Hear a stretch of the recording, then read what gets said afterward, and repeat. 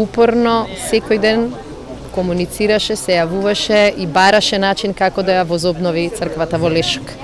И ми беше навистина чест и задоволство да помогнам на неговите напори, на напорите на МПЦ, на напорите на Република Македонија, да возобноват еден светилник и на верата, меѓутоа и на чувството на припадност кон овој регион, да не беа неговите напори, да не беа неговите апели, да не беше неговата енергија и волја. Јас сум убедена дека и ден денеска црквата во Лешок ќе беше уништена онака како што остана после 2001 година.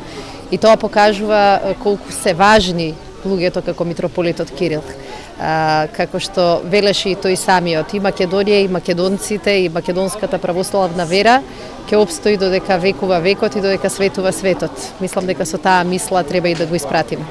Еден од деците и еден од луѓето кои што биле присутни на Светиот Синод во Охрид кога е возобновена Македонската православна црква. Тој ќе остане запаметен по тоа што секогаш беше помеѓу верниците. Возобновување на црковниот живот после распадот на тогашната Југославија.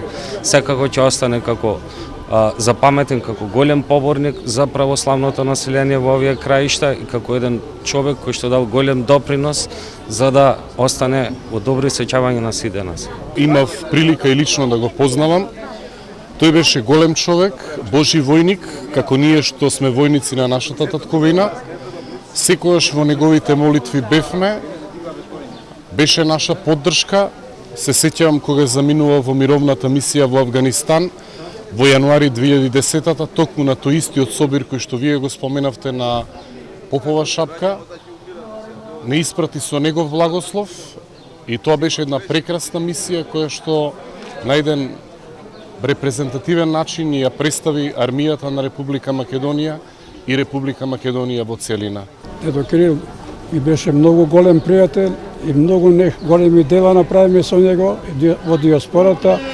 Изградиме голема црква во Детройт ерија, што не може никогаш него да го заборавиме со неговата идеја и нашите идеи.